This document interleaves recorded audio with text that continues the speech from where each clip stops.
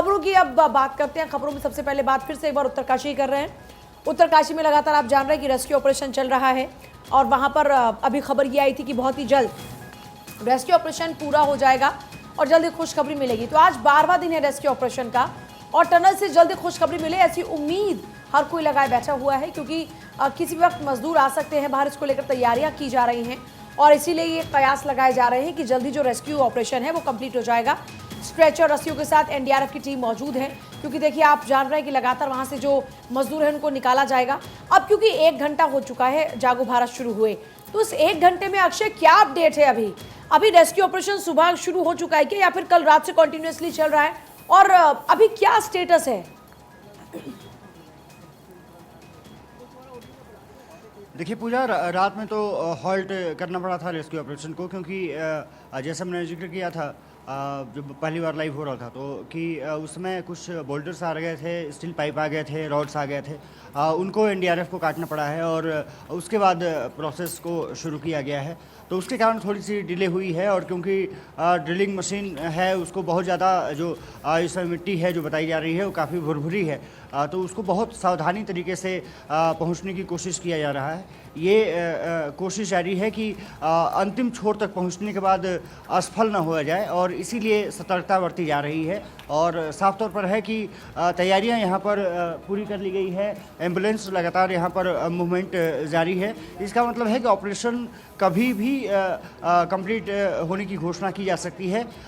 निश्चित रूप से कह सकते हैं कि 12 दिन हो गए हैं, 12वां दिन आज है और 12 दिन से पिछले मजदूर इसमें फंसे हुए हैं। अभी खबर आई है कि कुछ मजदूरों को नाश्ता भेजा गया है, दलिया और खिचड़ी उनको भेजी गई है, पानी की सप्लाई की गई है और कुछ मेडिसिन भी उनको दी गई है।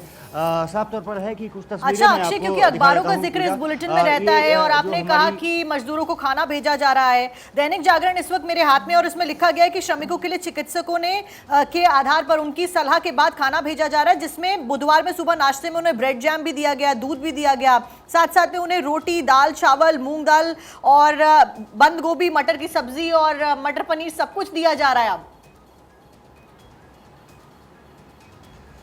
अब सब कुछ दिया जा रहा है क्योंकि एक जो कांटेक्ट जिस तरह से हुआ है मज़दूरों के साथ, मज़दूरों से कांटेक्ट होने के बाद उनकी स्थिति जानने के बाद प्रशासनिक अमला हर वो भोजन सामग्री उनको पहुंचाने की कोशिश कर रहा है जिससे कि उनका स्वास्थ्य बेहतर हो सके। और कह सकते हैं कि जिस तरह से हालत उनकी अब बनी हुई है, स्थिर बनी हुई है, बेहतर फील कर रहे हैं।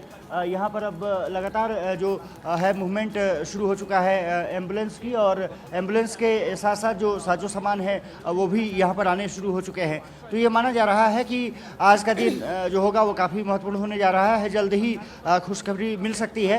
हालांकि रात में जरूर कुछ दिक्कतें और आपके पीछे इस वक्त हमें वो टनल भी नजर आ रही है। अक्षय, आप ये तस्वीरें दिखाते रहिए, क्योंकि ये तस्वीरें कब से सबसे ज्यादा इंपॉर्टेंट इसलिए क्योंकि एक तो पहाड़ को काटा गया, चट्टान काटे गई और उसके बाद यहाँ पर ब्लास्टिंग होती है, ड्रिलिंग होती है और जाहिर तौर पर नुकसान होता है। और अब इसी नुकसान का खामियाजा तो मजदूर भुगत रहे हैं कि 41 मजदूर अंदर फंसे हुए हैं। कितने दिन उनको अंदर फंसे हुए हो गए और उनको परेशानियों का सामना करना पड़ रहा है।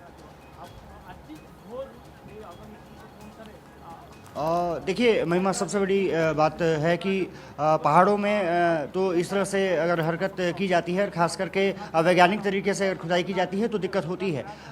इस प्रोजेक्ट को लेकर के भी कुछ बातें सामने आई हैं, मैं शेयर कर देना चाहता हूँ।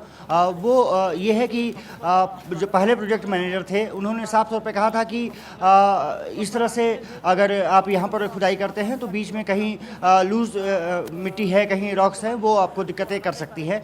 बाद में हालांकि इसको स्टार्ट किया गया और सबसे बड़ी बात ये रही कि जब ड्रिलिंग की गई है तो कुछ जगहों पर जैसे ये आपको सामने दिख रहा होगा कि पूरी तरह से सुरंग बना दी गई है, लेकिन कुछ जगहों पर ऐसे है कि सिर्फ पहाड़ है, उसके नीचे ये सीमेंटेड एरिया नहीं डाली गई है। तो इसके कारण वो ऊपर से चट्टान गिरी है, ऊपर से मलबा गिरा है और उसके कारण मजदूर फंसे हैं। सबसे बड़ी बात यह है कि इस टनल में जो रेस्क्यू द्वार कहे जाते हैं कि कुछ रखा जाता है वो रेस्क्यू द्वार भी क्लोज है, उससे ट्रैप हो चुके हैं और इसीलिए इतना समय लग रहा है उनको बाहर निकालने में। अगर रेस्क्यू जो गेट होता वो सही तरीके से खुला हुआ होता तो उनको आसानी से निकाला जा सकता था। तो कुछ खामियां रही हैं इस आस्था की भी कुछ तस्वीरें यहाँ से सामने आ रही है। अक्षय, एक मंदिर बाहर छोटा सा बनाया गया और जैसे कि आपने कहा कि देवता जी की अनुमति के बगैर यहाँ पर पत्ता भी नहीं हिल सकता है, वैसी तस्वीरें भी सामने आ रही है, वो इस वक्त दिखा भी रहे हैं हम।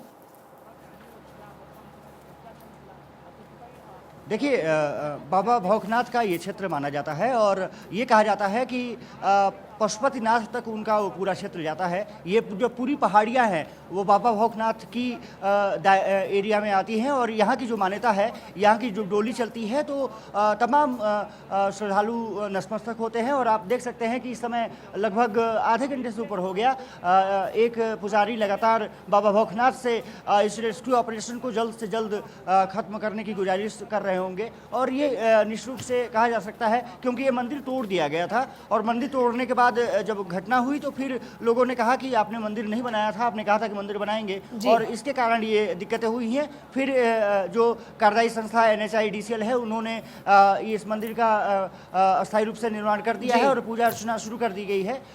लोगों को उम्मीद जगी है कि जल्द ही खुशखबरी मिल सकती है और मतलब हर लिहाज से ये कहा जा सकता है कि हर लिहाज से तैयारी की जा रही है।